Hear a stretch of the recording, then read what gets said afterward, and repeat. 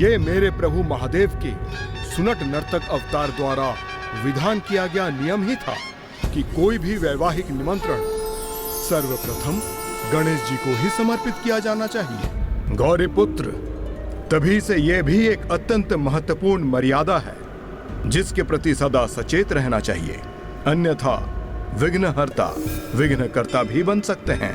जो अनुचित उद्देश्य से कोई कार्य करते हैं, मैं तो मात्र उन्हीं के लिए विघ्न उत्पन्न कर उनका ही विघ्नकर्ता बनता हूँ। आपने उचित कहा गौरी पुत्र।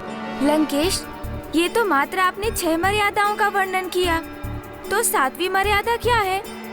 ओम नमः शिवाय, ओम नमः शिवाय, ओम नमः शिवाय, ओम नमः शिवाय। ओहो, ये लंकेश तो बिना कुछ बोले ही पूजा ध्यान में लीन हो गए। ओम नमः शिवाय। आपकी उत्सुकता को बढ़ाने के लिए आपको इतनी प्रतीक्षा कराना पर्याप्त था गौरी पुत्र। तो सुनिए, अब मैं आपको सुनाता हूं कि प्रभु शिव शंकर शंभु के अनुसार सर्वाधिक महत्वपूर्ण 7वीं मर्यादा का क्या आधार था।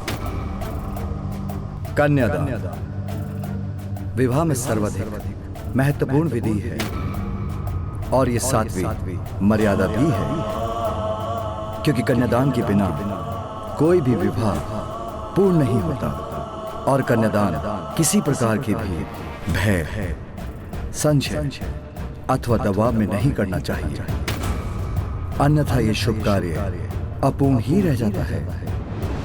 जैसा कि मैंने पूर्व में भी कहा, कन्यादान से बड़ा कोई महादान नहीं, और जिसे भी कन्यादान करने का सौभाग्य प्राप्त हो उसे उस अवसर से कदापि पीछे नहीं हटना चाहिए।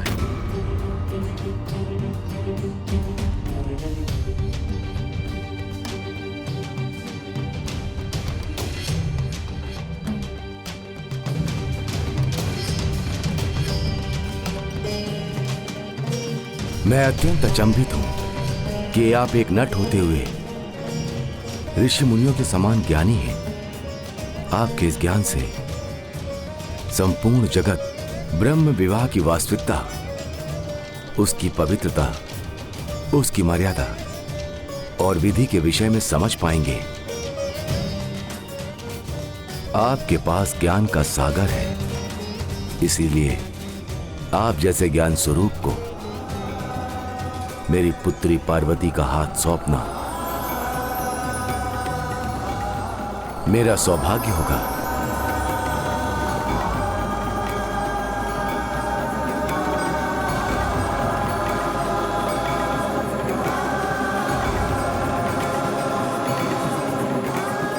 किंतु अंतिम निर्णय मेरी पुत्री पार्वती का होगा। यदि उसे यह विवाह स्वीकार है और इस विवाह से आप दोनों प्रसन्न होते हो, तो इस विवाह के लिए मेरी अनुमति अवश्य है।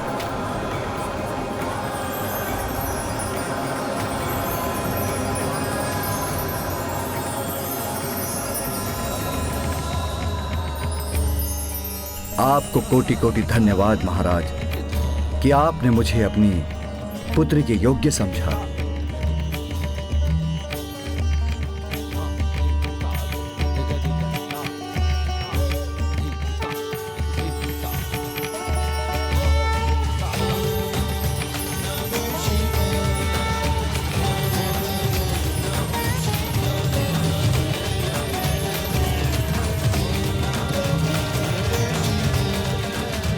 मुझे आपके चारों ओर ईश्वरी ऊर्जा का आभास हो रहा है। यदि यह आभास मेरा सत्य है, तो कृपा करके मुझे अपने वास्तविक रूप में दर्शन देने की कृपा करें।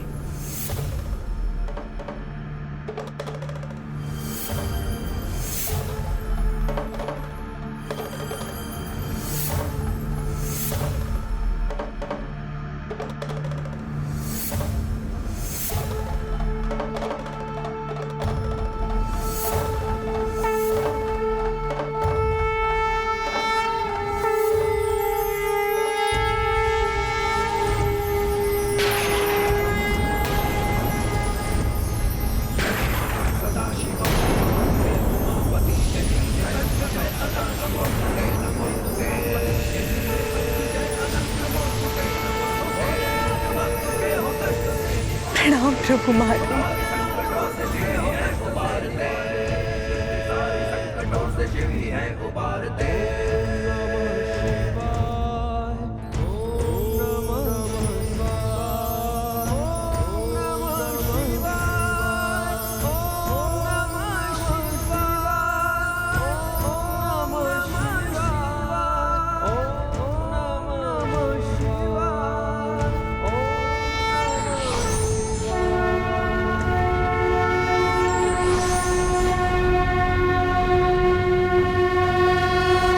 प्रभु महादेव, मेरे प्रभु क्षमा करें प्रभु, क्षमा करें प्रभु। मैं आपको पूर्व रूप में पहचान न सका, अन्यथा मैं आपसे इतने कटु वचन कभी ना कहता और मेरी पुत्री पार्वती के प्रति आपके विवाह प्रस्ताव को अस्वीकार न करता। यही तो मैं नहीं चाहता था महाराज।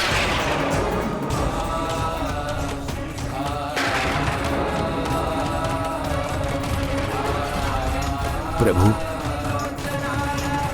मैं इसका इच्छुक नहीं था कि मेरे वास्तविक स्वरूप के दर्शन कर आप मेरे प्रभुत्व से प्रभावित होकर आप अपनी पुत्री देवी पार्वती के जीवन के संबंध में इतना महत्वपूर्ण निर्णय लें। इस विषय पर बिना किसी प्रभाव और दबाव के पूर्ण सोच विचार अवश्य करना चाहिए, क्योंकि अपने सुन्नत नर्तक अवतार के समान मैं भी यहाँ वहाँ भ्रमण करता रहता हूँ। मेरे पास ना तो एक राजकुमारी के लिए कोई उपयुक्त निवास है और ना ही उनको देने हेतु सुख सामग्री। मैं तो कैलाश पर्वत का आभारी हूँ कि वो मेरे निवास के रूप में मेरे ध्यान के स्थल बने।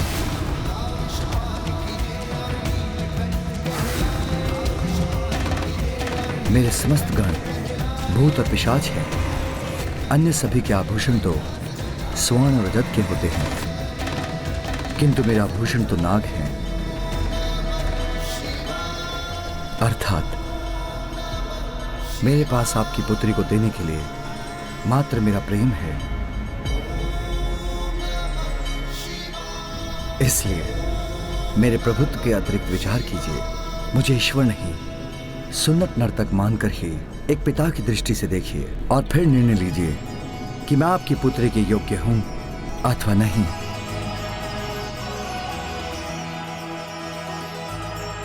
प्रभु, भूत प्रेत ही नहीं, संपूर्ण जगत के समस्त जीव आप ही के तो गण हैं। इसीलिए मैं आपके गणों को लेकर तनिक भी आशंकित नहीं हूं।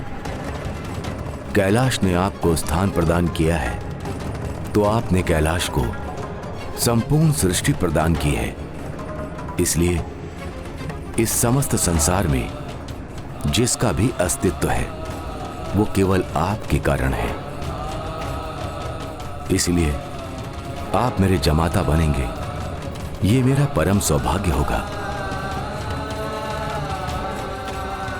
और प्रभु, मैं तो उस क्षण के लिए अत्यंत उत्सुक हूं जब आपकी बारात के साथ आपका आगमन यहां होगा। नहीं महाराज, नहीं महाराज, नहीं महाराज, नहीं महाराज। उसके पूर्व अभी वो संपन्न होना शेष है, जो प्रथम मर्यादा के अनुसार अत्यंत महत्वपूर्ण है।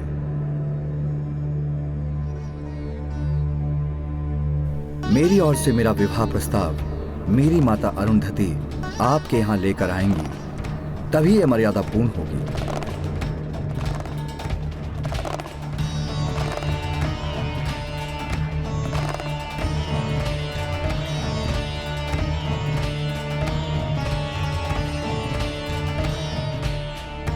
तो ये थी मेरे प्रभु महादेव शिव शंकर शंभू के नट अवतार प्रभु सुनट नर्तक की कथा। अपने इस अवतार में प्रभु ने कितनी सुंदरता से आने वाली पीढ़ियों के लिए एक अत्यंत उत्तम उदाहरण प्रस्तुत किया है कि उनके द्वारा कभी अपने माता पिता की इच्छाओं का निरादर नहीं होना चाहिए, और यदि माता पिता उनके संबंध को स्वीकार ना करें तो भी निरंतर उनको मनाने का प्रयास कर उनकी अनुमति अवश्य प्राप्त करनी चाहिए, जैसे स्वयं प्रभु ने किया। अर्थात इस प्रकार माँ और पिताश्री का विवाह संपन्न होने के उपरांत प्रभु सुनट नर्तक के अवतार का प्रयोजन भी पूर्ण हुआ।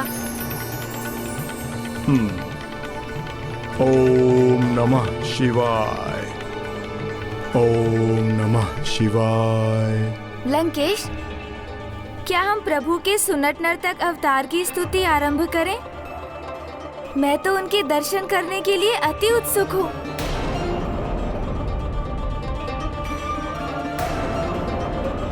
क्या हुआ लंकेश? कहीं आप उनसे भयभीत तो नहीं कि कहीं वो? भय?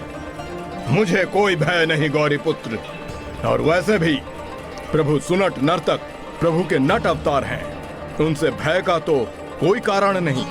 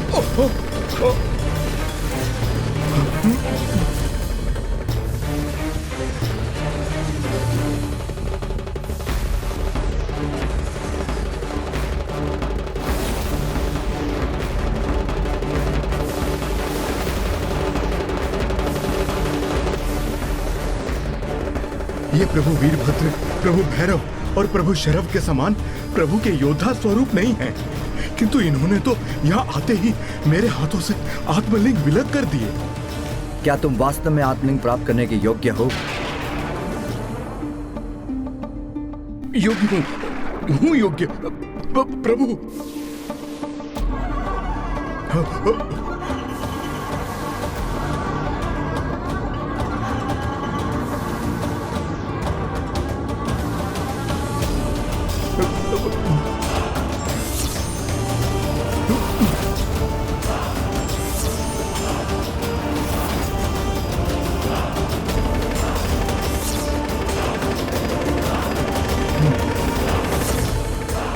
हे प्रभु सुनट नर्तक, मैं आपका सामना कहां कर सकता हूं, इसलिए आप इस भक्त पर दया कीजिए,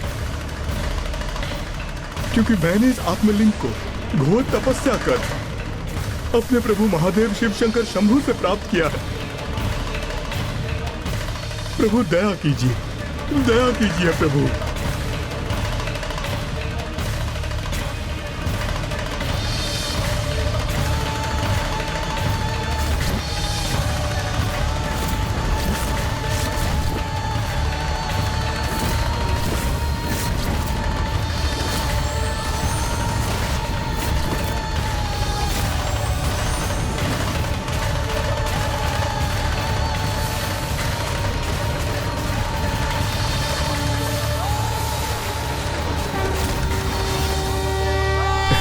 धन्यवाद प्रभु।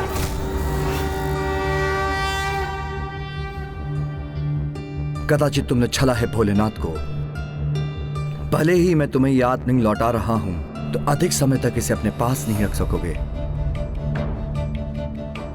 समय आने पर ये अपने उचित स्थान पर लौट जाएंगे। कि जो तुम्हारा है ही नहीं, वो तुम्हारा कैसे हो सकता है?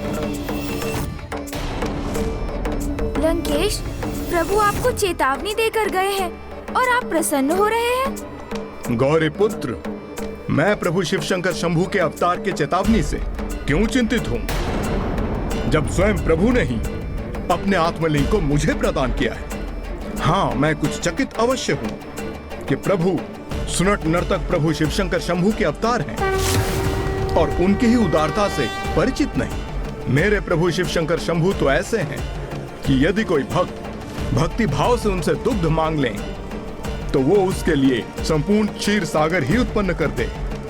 आपका अर्थ है क्षीर सागर की रचना भी प्रभु महादेव ने ही की है? हाँ गौरी पुत्र, और ये प्रभु के अगले अवतार प्रभु सुरेश्वर अवतार ने ही संपन्न किया था। तो फिर मुझे उनकी कथा सुनाइए ना लंकेश। मुझे बताइए कि प्रभु के द्वारा प्रभु सुरेश्वर अवतार लेने का क्या कारण था?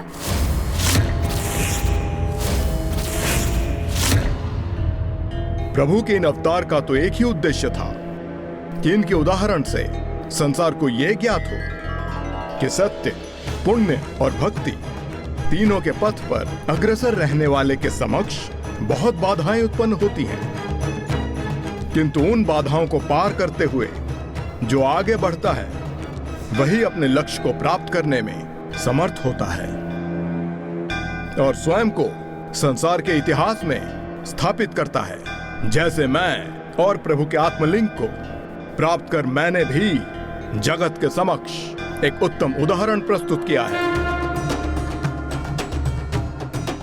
जैसे मैं आपको अन्य भक्तों की कथा सुना रहा हूं, एक दिवस इसी प्रकार मेरी भी कथा कहीं कही जाएगी और आपकी कथा से सभी को ये सीख प्राप्त होगी कि उचित और अनुचित का भेद क्या है।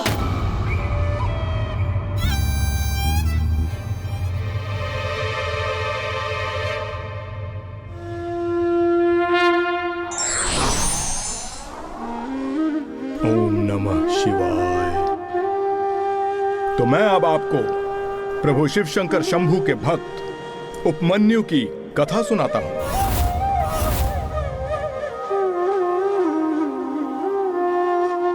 उपमन्यु ऋषि व्याघ्रपाद का पुत्र था। ऋषिवर अपने पुत्र उपमन्यु के जन्म के साथ ही तपस्या के लिए प्रस्थान कर गए, इसलिए उसका पालन पोषण उसके मामा जी के गृह में हुआ, जो इतने निर्धन थे कि उनके लिए पर्याप्त भोजन जुटा पाना भी अत्यंत कठिन था।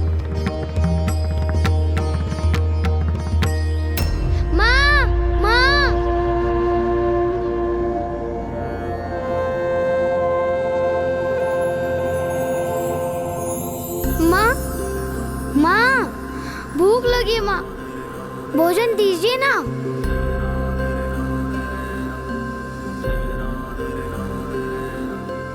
माँ ने पकवान तैयार किया मेरे लिए। माँ, आपने मेरे लिए स्वादिष्ट पकवान बनाए हैं, वो परोसिए ना। माँ, आज तो आपने 3 पकवान पकाए हैं, वो परोसिए ना। बहुत भूख लगी है, बहुत भूख। माँ, क्या हुआ माँ? आज चूल्हे के निकट ये 3 पात्र है, आज तो 3 ही व्यंजन है ना भोजन में। मैं उचित कह रहा हूँ ना माँ? अब मैं कैसे बताऊं अपने नन्हे पुत्र को कि आज धान का एक दाना भी नहीं है रसोई गृह में। आपने बता दी तो मैं स्वयं देख लूंगा कि भोजन में क्या है। रुको उपमन्यु, बहुत ऊष्मा है, मैं परोसती हूँ।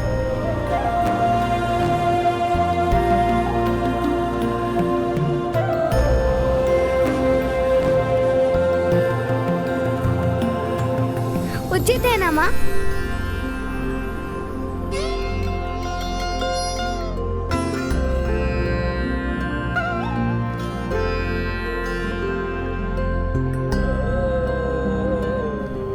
आज तो अवश्य 3 व्यंजनों का भोजन करने का आनंद आएगा मुझे।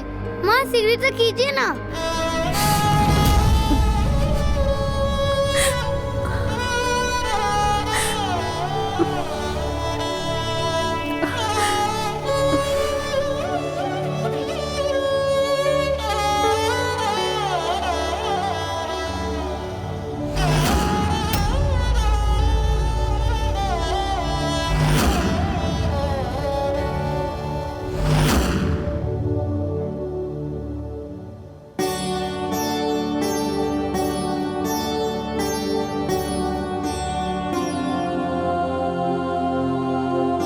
इन पात्रों में तो कुछ भी नहीं।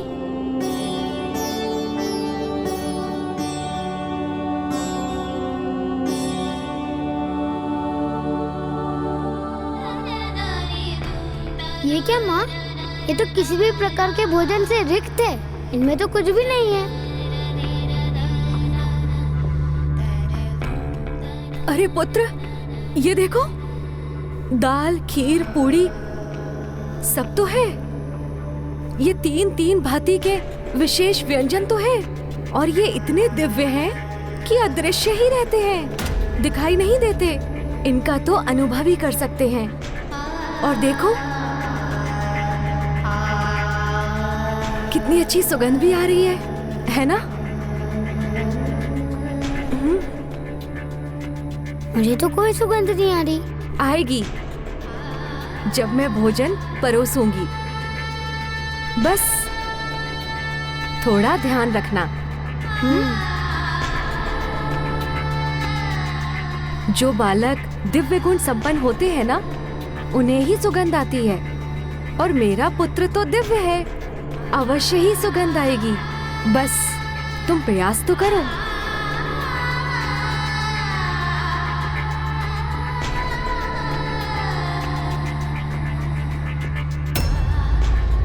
ये दाल है।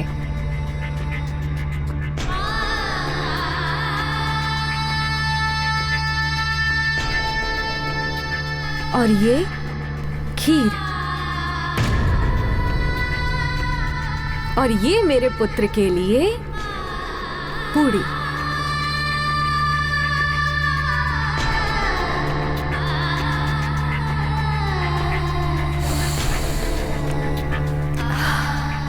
अब बताओ पुत्र, सुगंध आई?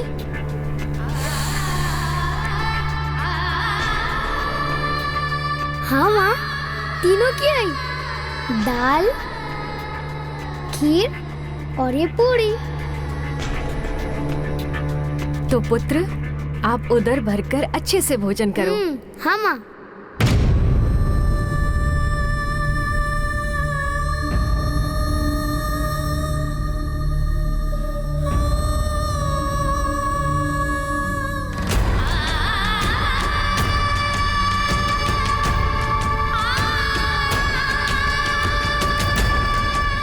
कितनी लाचार हूँ मैं कि अपने पुत्र को परोसने के लिए मात्र झूठे स्वप्न ही है मेरे पास।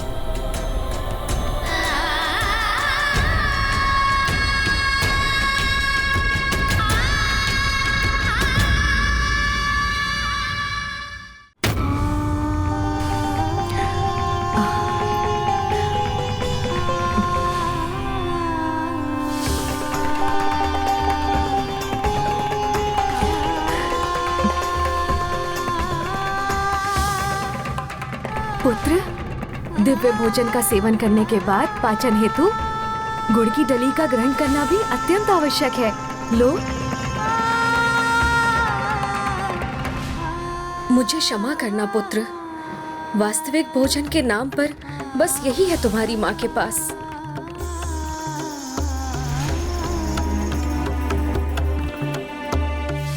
माँ, आपने भी तो दिव्य पकवानों का आहार किया है, तो इस गुड़ का एक भाग आपको भी ग्रहण करना चाहिए। ये लीजिए माँ, खाइए।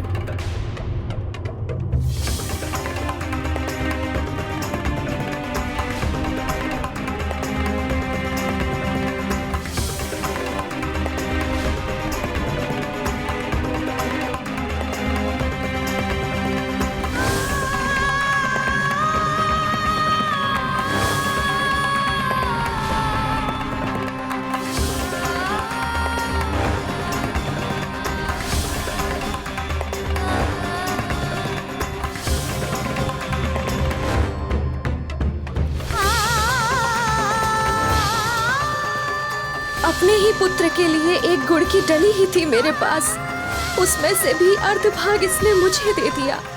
और मैं इतनी अभागी और असहाय हूँ कि अपने ही पुत्र को मिथ्या काल्पनिक भोजन करने के लिए विवश कर रही हूँ। हे प्रभु, इस प्रकार कब तक जीवन यापन करेंगे हम? अर्थात दोनों माँ और पुत्र को मात्र एक गुड़ की डली से अपनी भूख मिटाने पर विवश होना पड़ा। हाँ गौरी पुत्र, यही अदृश्य भोजन बालक उपमन्यु के घर जैसे प्रतिदिन ही पकने लगा और दोनों माँ और पुत्र उसी में संतुष्ट होकर सो जाते थे। फिर एक दिवस, अरे भीमा, चलो टीले के पास जो मंदिर है वहाँ जाकर क्रीड़ा करते हैं। हाँ हाँ चलो चलो क्रीड़ा करते हैं। पहले मैं ये दूध पान कर लेता हूँ।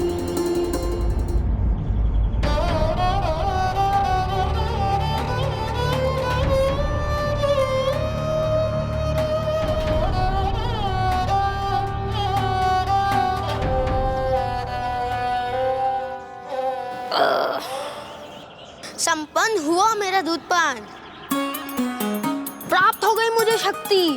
अब कहो कहाँ चलना है?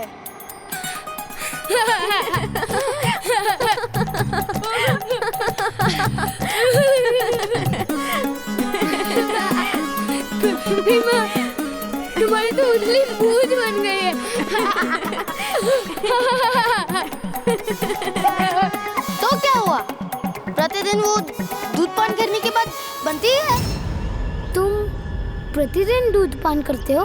हाँ, माँ कहती है ना, दूध शक्ति प्रदान करता है। हाँ, प्रतिदिन दूध पान करते हैं। क्यों? तुम प्रतिदिन दूध पान नहीं करते? नहीं भीमा, मेरे गृह में तो कभी कभी दूध आता है, और वो भी तब जब कोई यजमान दे जाए। परंतु बच्चों के लिए दूध आवश्यक है। कोई बात नहीं, हमारे गृह में गौ माता है, उनकी कृपा से यहाँ दूध की कोई कमी नहीं है। मैं माता को बोल के तुम्हारे लिए एक पात्र दूध लेके आता हूँ। नहीं नहीं, मैं तो माता द्वारा पकाए हुए दिव्य पकवानों का भोजन करके आया हूँ। मेरा उधर तो पहले से ही भरा है।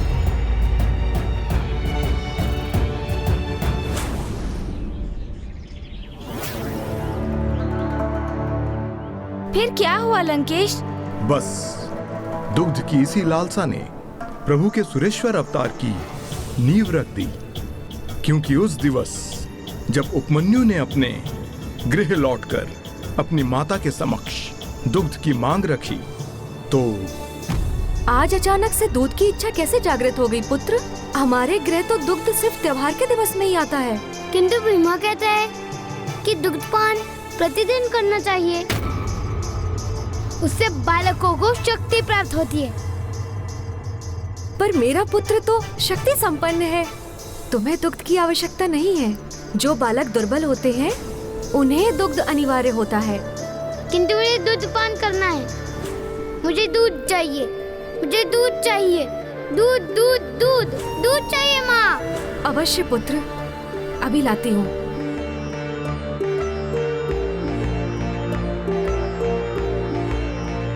ये लो, दुग्ध पान करो।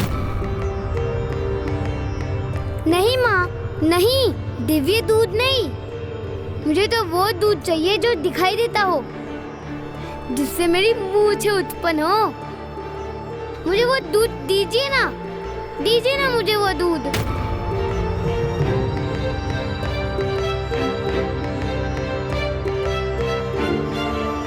अभी लाई।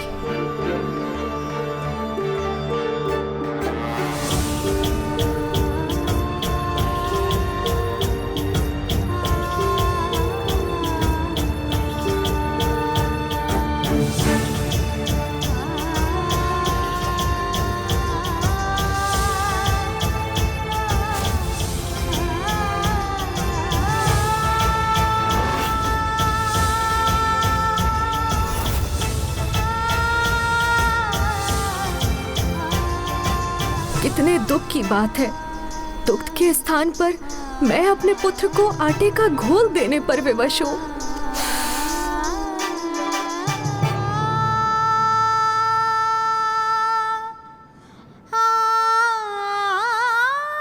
ये लो, दुग्ध पान करो।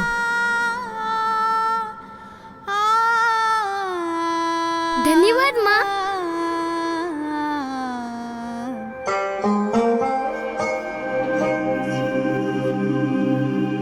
मुझे दूध मिल गया।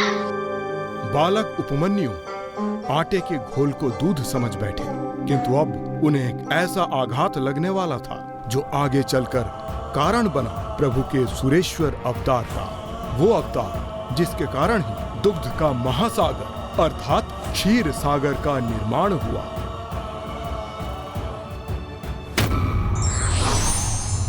निर्धनता कोई श्राप नहीं। यदि मनुष्य चाहे तो अपनी बुद्धि के बल पर इस श्राप को भी वरदान में परिवर्तित कर सकता है।